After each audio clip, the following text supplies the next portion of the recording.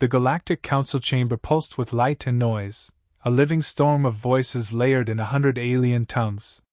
High above, banners of glowing glyphs marked each species' position on its hovering platform.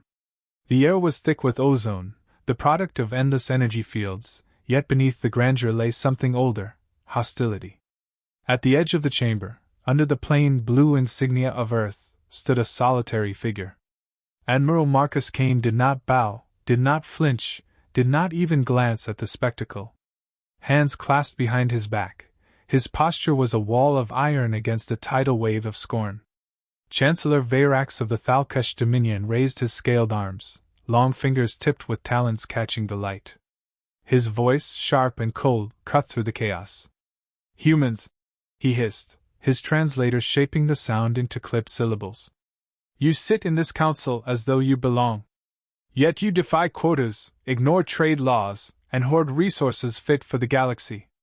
Your fleets, pathetic though they are, refuse our oversight. This ends today."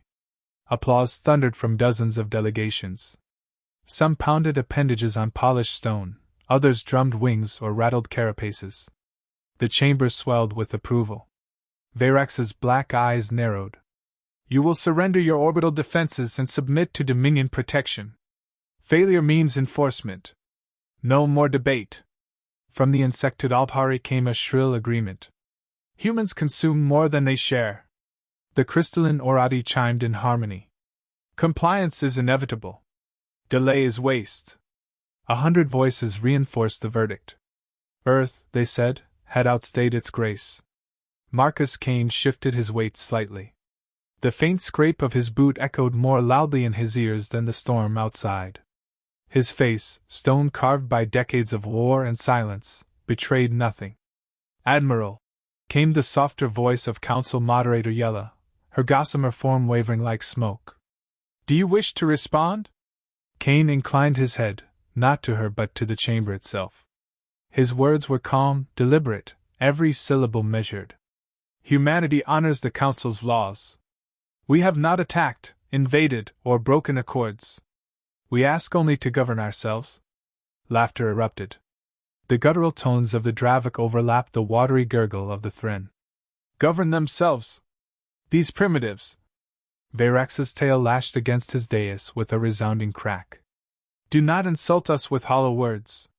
The Dominion does not tolerate parasites hiding under false courtesy." He leaned forward, teeth bared. "You will disarm. Or you will be stripped by force." Kane's gaze lifted to meet him across the void. The Admiral's steel-blue eyes, unblinking, locked on the Chancellor's reptilian glare.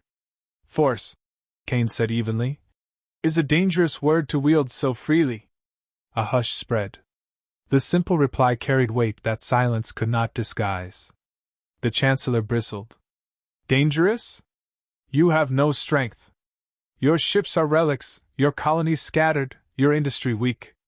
The Dominion commands fleets that dwarf your species 100-fold. His voice sharpened to a blade's edge. "We could erase your world in days." The chamber vibrated with approval again, many delegates nodding, eager to watch humanity bend to heel. Kane did not answer at once. He let the silence stretch, let it become a taut wire that every delegate felt. Only when the tension was nearly unbearable did he speak. "You believe we are weak because we do not flaunt power. You mistake restraint for absence. Patience for weakness." The words rolled through the chamber, translated into 100 languages, each carrying the same quiet chill. For a heartbeat, even the most arrogant delegate hesitated. Verax spat, voice rising with anger. "Empty threats from a dying species. The Council will vote. Humanity will kneel." Moderator Yella raised her translucent hands, and the chamber's banners pulsed as votes began tallying. Symbols flickered, support for Dominion enforcement, overwhelming in number. The outcome was certain before it was recorded. "Resolution stands," Yella announced, her voice distant, almost reluctant. "By majority, Earth is to surrender its fleets, orbital defenses, and industrial assets. Dominion forces will oversee transition." The banners dimmed. The decision was law. Kane remained still, though his jaw tightened for the first time. He stepped forward, his boots striking the platform with deliberate weight. His presence, suddenly larger than his frame, pulled eyes back to him despite the thunder of approval surrounding Verax. "You believe you have spoken the final word," Kane said, voice low but carrying. "But understand this. You demand our surrender, our chains, our silence. If you wish to see humanity's weakness, send your fleets. But know this." He leaned slightly into the echoing chamber. "What you will see will be the last illusion you ever believe." The words hung like a shadow. The chamber did not erupt this time, it faltered. A tremor of unease rippled through delegates who moments earlier cheered with certainty. Even Yella, impartial and ethereal, turned her gaze sharply toward him as though measuring a truth glimpsed too late. Verax recovered first, his hiss loud and cruel. "Bluster. Nothing more. When Dominion warships arrive, your words will burn to ash." Kane's reply was a single nod, crisp and final, as though he had already written the outcome. The chamber lights dimmed, signaling adjournment. Delegates drifted from their platforms in clusters, whispering in low tones, confidence already fraying around their arrogance. Some glanced at Kane as they passed, searching his face for weakness, finding only stone. Alone beneath Earth's banner, Marcus Kane closed his eyes briefly. He heard not the departing echoes but the weight of history gathering. Humanity's silence was ending, and the galaxy would never mistake it again. The chamber's glow dimmed to its usual calm, yet the tension hung thick, as though the walls themselves absorbed Kane's final words.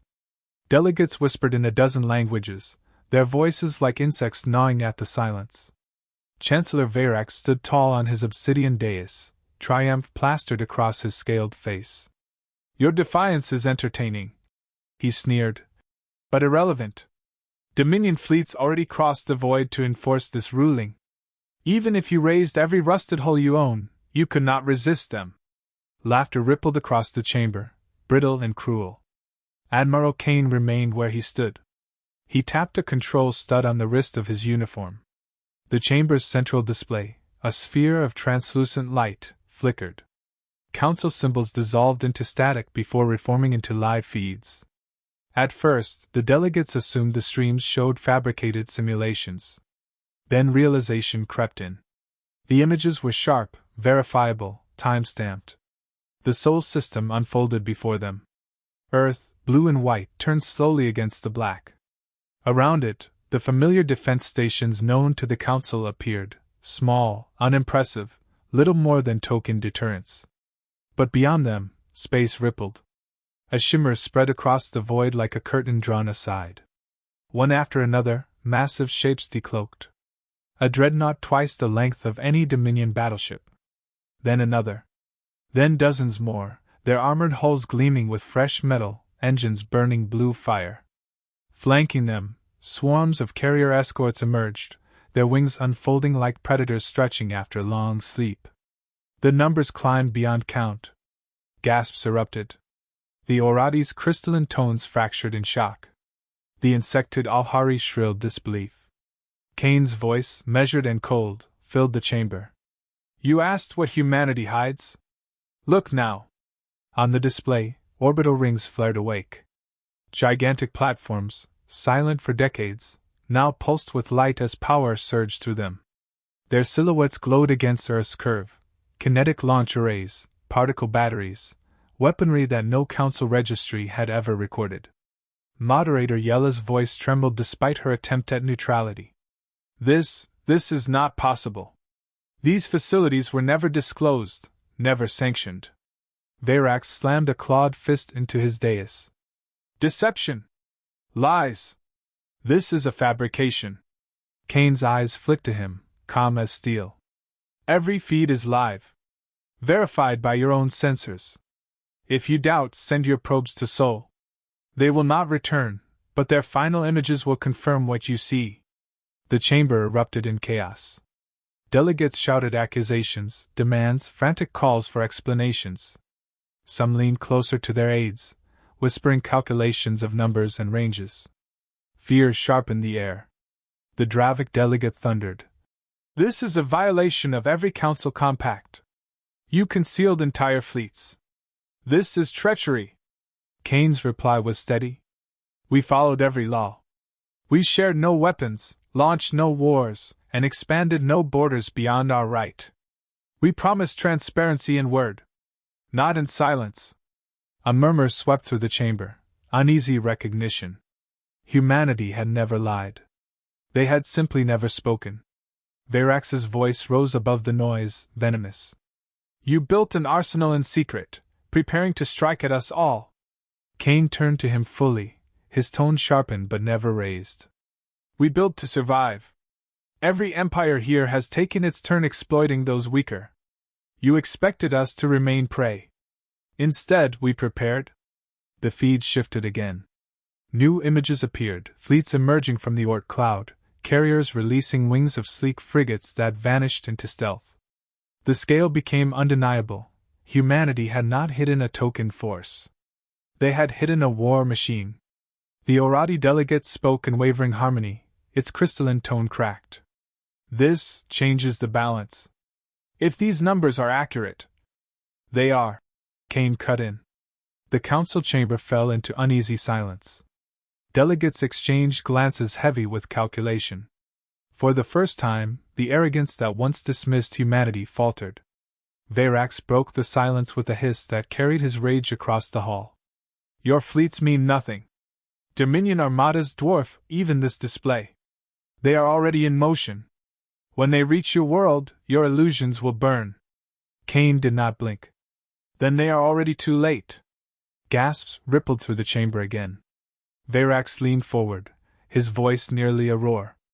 Explain yourself! Kane keyed another command. The display shifted to the outer rim of Sol.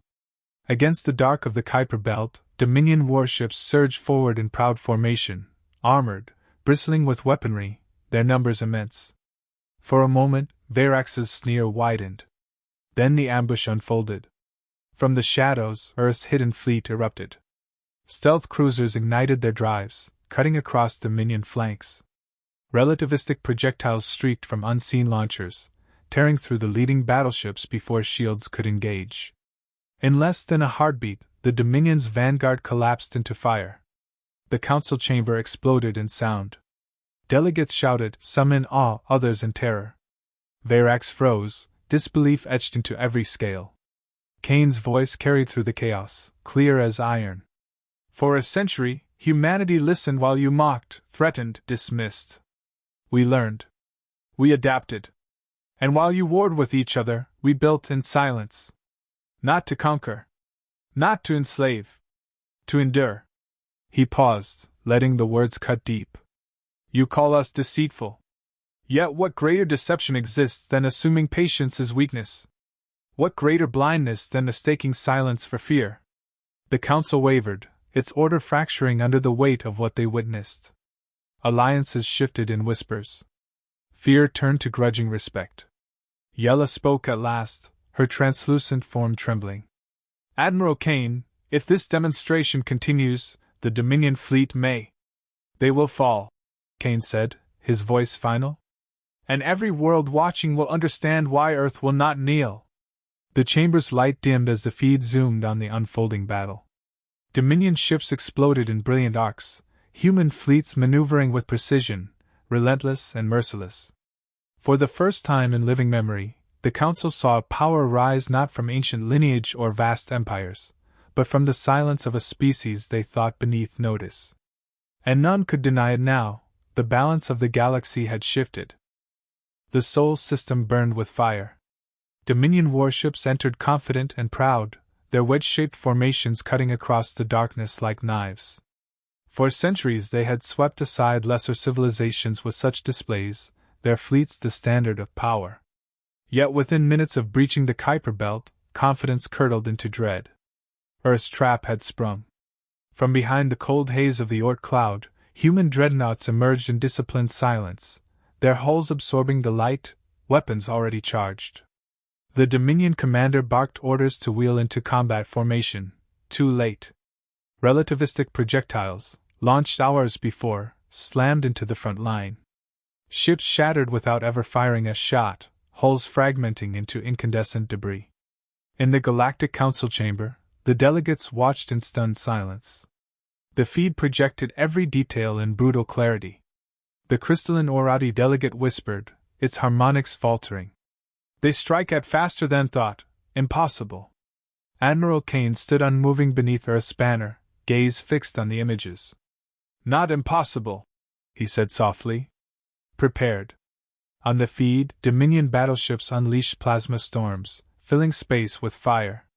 Human cruisers scattered, their movements sharp, deliberate, never predictable. Stealth frigates appeared on Dominion flanks, tearing through command vessels with railgun bursts. Coordinated electronic warfare blinded Dominion targeting systems. Missiles spiraled into friendly hulls. The battle was no contest. It was an execution. Inside the chamber, Chancellor Verax thrashed against the sight, his voice rising above the hum of translators. This cannot be. These are tricks, illusions. Dominion fleets cannot fall to primitives. Kane turned, his expression calm, his tone surgical. Look closely, Chancellor. Illusions do not tear steel apart. Tricks do not scatter fleets. You watch the consequence of arrogance. Another feed displayed Earth's orbital defense rings activating. Vast kinetic arrays locked onto stragglers that escaped the ambush. Seconds later, bolts of massed tungsten slugs cut through ships like paper. Dominion cruisers, proud emblems of conquest, disintegrated under the invisible fists of raw physics. The insected Alphari chittered, antennae trembling. They fight with precision unseen. Their doctrine adaptive, not rigid. Yella, the moderator, whispered, they fight to survive. And survival teaches sharper lessons than conquest. On screen, the Dominion flagship struggled to regroup its fleet, ordering retreat vectors. The order never finished. A human spearhead of destroyers struck from hyperspace shadows, their torpedoes blooming fire across the flagship's spine. The vessel ruptured in a halo of plasma, scattering shards of its empire across the void. The chamber gasped in unison. A power that had dominated for centuries now disintegrated before their eyes. Kane stepped forward, his voice measured, neither triumphant nor mocking. This is not a conquest. Humanity does not march to enslave. We reveal only what we must. For too long, you believed patience meant frailty. You believed silence meant ignorance. You were wrong. Verax's scales glistened with sweat, his claws digging into the stone of his dais. This changes nothing. The Dominion still rules the stars. You are one world. One. Kane's eyes locked with his, cold as a blade. One world that stood alone for centuries. One world that learned from every predator circling above it. One world that chose preparation over submission. Today, the galaxy sees what one world can do. The council fell silent again, every delegate wrestling with the weight of what they saw. Empires measured themselves not by words, but by fleets. Humanity had just rewritten the scales. On the display, Dominion survivors scattered, their retreat chaotic. Human vessels did not pursue beyond the system's edge. They halted, disciplined, guarding Sol like a sentinel. The message was unmistakable: defense, not expansion. Kane folded his hands behind his back, his voice carrying through the hall with surgical precision. You feared our silence. Now you fear our strength.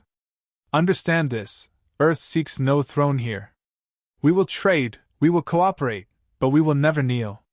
The age of exploitation ends at our borders. The crystalline Orati lowered its glowing form in slow acknowledgement. Balance shifts. Restraint with teeth. The insected Alphari remained quiet, antennae bent low. The Dravik rumbled unsettled, their usual arrogance silenced. Only Verax refused to yield, his voice breaking with fury. You cannot hold against us all. If every empire here united, you would still fall. Kane regarded him, his face unreadable. Perhaps. But tell me, Chancellor, how many will risk their fleets now, having watched yours burn? The chamber stilled. None answered. On the feed, the final Dominion ship vanished into hyperspace, its escape chaotic, its pride shattered. The battlefield around Sol glowed with drifting wreckage, silent monuments to a miscalculation. Kane lowered his gaze briefly, as though weighing centuries of silence now ended. When he looked up again, his voice carried the weight of finality. Remember this day. Not as the day Earth revealed its power, but as the day you learn that silence is not weakness. Humanity is patient. Humanity is prepared. And humanity endures. He turned from the display, his figure outlined against the glow of Earth's banner. The council chamber remained in absolute silence. Delegates, rulers of ancient empires, could only watch as the balance of the galaxies shifted before them. And in that silence, one truth became undeniable: humanity had arrived, not as servants, not as pawns, but as sovereign.